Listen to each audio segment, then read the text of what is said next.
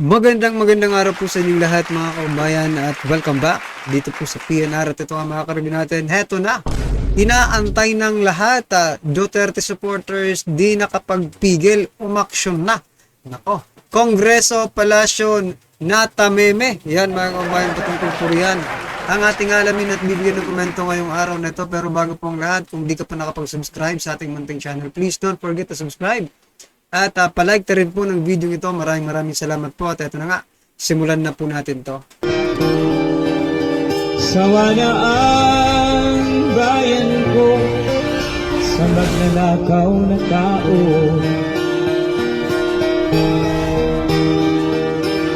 Ito ang nakakagulat. Viral na trending ngayon sa mundo ng social media ang di umano'y balitang matapos kumalat ang balitang mas nanay ang pera sa mga kongresista tuluyan ng pumirma sa pagpapatalsik laban sa Vice Presidente. Kongreso inimpeach na si Vice President Sara. Ito ang kapapasok lamang na balita ngayon.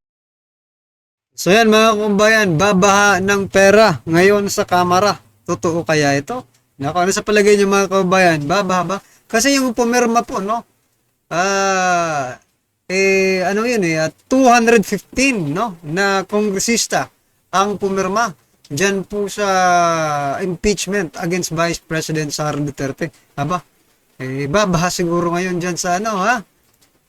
Ngayong araw, February 5, 2025, Miyerkules, kung saan kinumpirma ng ilang mga reliable source at international local media outlet na nakalikom na higit sa 150 pirma ang Kongreso para tuluyan ng mapatalsik si Vice President Sara Duterte sa pwesto.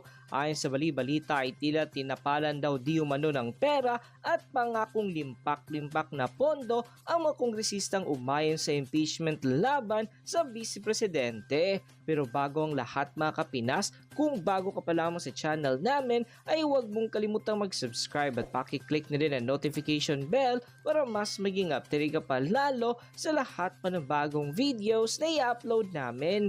At yun nga mga kapinas, kahit pag Yan mga kabayan, i-share ko lang po sa inyo, no? Yung mga congressman, o yan, yung mga congressman po dito sa Samar, no? Including Congressman Richard Gomez, mga karibin natin, at saka yung mga congressman dito sa Samar, hindi po pumirma. Yan apat po yung nakita ko, including Congressman Richard Gomez. Hindi po sila pumirma dito sa impeachment against Vice President Sara Duterte, no?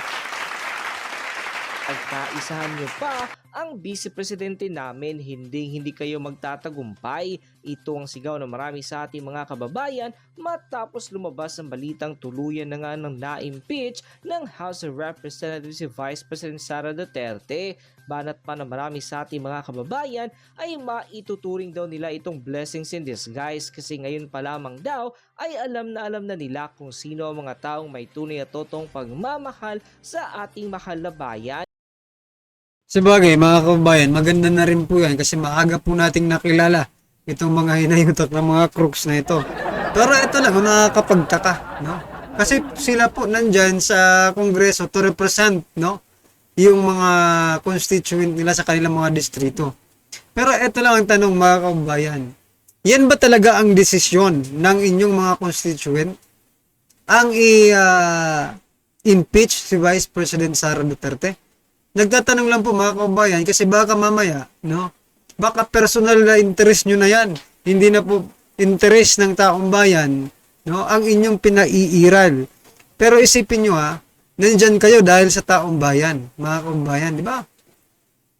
At yun daw di mo hindi ang mga kongresistang pumirma laban sa pagpapatalsik kay Vice President Sara Duterte. Dagdag pa ng marami sa ating mga kababayan ay sana naman daw ay handa si Martin Romualdez at ang kasalukuyang Pangulo ngayon ng Republika ng Pilipinas sa posibleng maging epekto ng lahat ng ginagawa nilang ito sa ating Vice Presidente. Kasi ayon sa kanila ay hindi na di mo ng mga bobo at tanga ang sambayang Pilipino para magbulag-bulagan pa sa mga nangyayaring katiwalian ngayon sa mahal na bayan.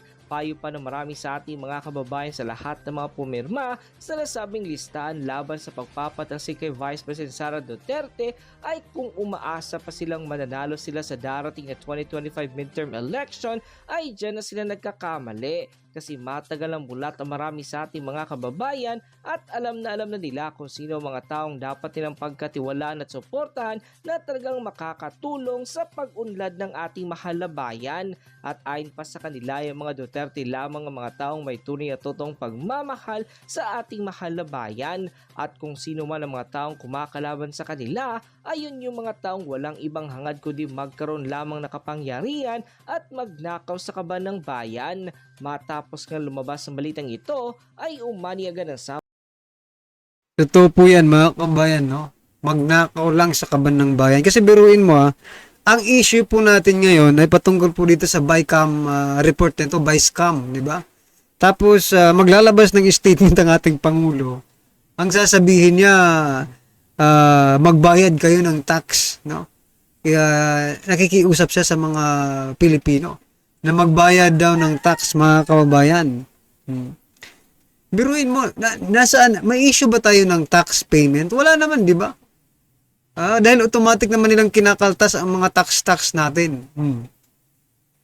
Talagang nililihis lang po nila ang issue dito po sa BICAM na ito. sari komento at reaksyon mula sa marami sa ating mga kababayan at marami nga sa kanila ngayon ay hindi napigilan ng kanilang sarili na maglabas ng kanilang hininga at komento sa mundo ng social media. And the netizens posted, gusto talaga ng mga sindikato na mawala ng totoong nagtatrabaho at totoong nagmamahal sa bansa at sa mamamayang Pilipinas. NPA talaga dito si Castro, no? Nakita niyo po sa video mga kababayan. Gumaganon pa. Gumaganon pa si Castro. Talagang sanay na sanay, no? Sanay na makibaka. Ganyan talaga si Castro, eh. Delikado magkagulong Pilipinas at hindi talaga papayag ang marami sa ating mga Pilipino na ang mga kawatan at sindikato ang mamumuno sa ating bansa. Anong nangyayari sa bansa? This is a very visible diversional tactic para matabunan ang desisyon ng SC about bicameral budget issues. Sobrang garapalan ng ginagawa. Bakit kaya mga kababayan itong si Speaker Martin Romualdez, no? Tahimik po, no? Pinagkokomento na sila yung House of Representatives, di ba? About dito sa petition ng 2025 national budget. Pinagkokomento po ang Senado at si Speaker, no? At maging si Lucas Bersamin, mga kababayan. Pero sabi po ni Escudero, nirefer na daw nila sa OSG ang pagsagot. Nako, umiiwas kayo umiiwas kayo sa tunay na issue. Yan. Sino ba kayo nang umiiwas? Sino ba kayo nang dadivert? Kayo naman, di ba? Ng mga huwadcom at mga bangag para lang ma-impeach si Vice President Sara. Laban lang po, Vice President Sara. Binabayaran ng pera at perang ginamit ay pera ng taong bayan. Siguro nga ganun kayo kagaling magsinungaling. Nakakahiya kayo sa bayan namin. Lumayas na kayo habang maaga pa. Panahon na para maglunsad ng malawakang people power laban sa kasalukuyang administrasyon. Ayan mga kababayan, people power. Ito, people power siguro ang mangyayari dito kapag natuloy yan. No? Natuloy itong sa Senado kapag inaprubahan dito sa Senado at tuluyan na ang impeach nila si Vice President. Hindi naman po kasi bulag ang mga ordinaryong Pilipino sa nangyayari sa ating bansa. Huwag niyong ganyanin, no? Ang mga Pilipino. Nakikita po namin kung anong nangyayari. So, huwag niyo pong ganyanin, huwag niyo pong gawing tanga, mangmang ang mga ordinaryong Pilipino. Kitang-kita po kung sino po ang may mga kaso. Nakalagay po doon sa kanilang yung parang articles for impeachment, no? Nakalagay po doon na may bribery. Bribery daw para kaya Vice President Sara sa Department of Education. Naisip ko lang bigla mga kababayan, napatunayan ba nila? Napatunayan ba nila sa korte na talagang nag-bribe? Or may kaso ba si Vice President Sara Duterte sa korte ng bribery? Sino bang may kaso ng panunuhol? No? Sino ba? Sino bang may kaso? Di ba yung nagtitrending nga yan noon? Yung Okada bribery case, di ba, ni Speaker Martin Romualdez. Ang ang kakapal ng mukha ninyo. Kayo itong may kaso ng bribery, tapos ipapasa nyo kay Vice President Sara Duterte. Di ba? Sabi nga po ni dito sa pagpirma-pirma ngayon diyan sa Kamara. Sabi po ni retired General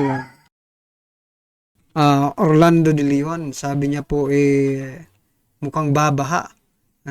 Babaha ng kwarta sa Kongreso, mga kababayan. Totoo kaya yan, mga karibin natin. Well, anyway, kapag nakita po natin may bagong mamahaling bag, pag nakita po natin may bagong mamahaling bag si Kimbo, may bagong mamahaling relo si Chua, no? May bagong mamahaling senturon si Abante, may bagong jet or airplane, no? Itong sino yun, si taga Laguna, si Dan Fernandez, no? Siguro ko talagang bumaha nga siguro talaga dito sa Kamara, mga kababayan ng kwarta. Presyon at pagbuwag ng korap na Kongreso dapat manindigan ng mga mamamayan. Labas na po tayo mga mamamayan, labas na tayo, labas na tayo. People power na po tayo mga mamamayan, labas na po. End quote. Iba talaga mga Lods. Iba talaga ang katrayduran na hatid ng mga Marcos. Grabe. Basahin natin mga Lods. Pinangunahan umano ni Ilocos Norte 1st District Representative Sandro Marcos ang higit 200 kongresista sa paghain ng ika-4 na impeachment complaint laban kay Vice President Sara Duterte. Tapos naman, itong si Senator Amy, kunwari, ilalaban niya daw hanggang dulo. Si VP Inday,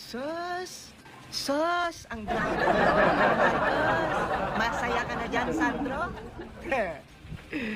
Hintayin nyo ang epekto ng mga pinaggagawa nyong katarantaduhan. Akala siguro nitong mga Marcos, tatahimik lang ang mga Pilipino. Yun ang akala nyo. Grabe nyo, hindi talaga kayo natuto. So yan, mga kababayan, sa palagay niyo po ba mananahimik ang mga ordinaryong Pilipino sa ginagawa nila ngayon? No? I think hindi po, kasi nung wala pa man itong ganitong nangyayari, di ba? Pinangunahan po ng INC. Ito, opinion lang ito mga kababayan, baka maulit po yung INC at hindi lang INC po ang mag-participate, no? Hindi lang po INC ang mag-participate, kundi lahat, buong Pilipinas, basta ikaw ay Pilipino, di ba? Pwede kang mag-participate pagdating ng araw, no? Kasi may karapatan ka, no? Na gawin 'yon. Biruin mo, pera natin. Pera ng taong bayan, pinagloloko ang taong bayan sa paggagastos nila. Anong inyong opinion dyan, mga kababayan? Posible ba na magkaroon ng pangalawang malakihang rally? But this time around, mga kababayan, hindi lang po INC, no? Kundi iba't ibang grupo, iba't ibang religion, mga religion, no? Groups ang magpa-participate, wherein ang sisigaw hindi na po for peace. Baka mauna pa kayong ma-impeach, baka nga isisigaw na ng taong bayan sa kalsada ay bumaba na kayo dyan, marang awa nyo naman. Kasi kapag hindi kayo baba, hahatakin namin kayo pababa, di ba? Yan mga kababayan, ano po ang inyong opinion, reaction patungkol po sa video ito, comment lang po sa baba. Para at least alam po ng ating mga kababayan ang inyong opinion. Maraming salamat po. Sawa na ang bayan ko sa magnanakaw na tao.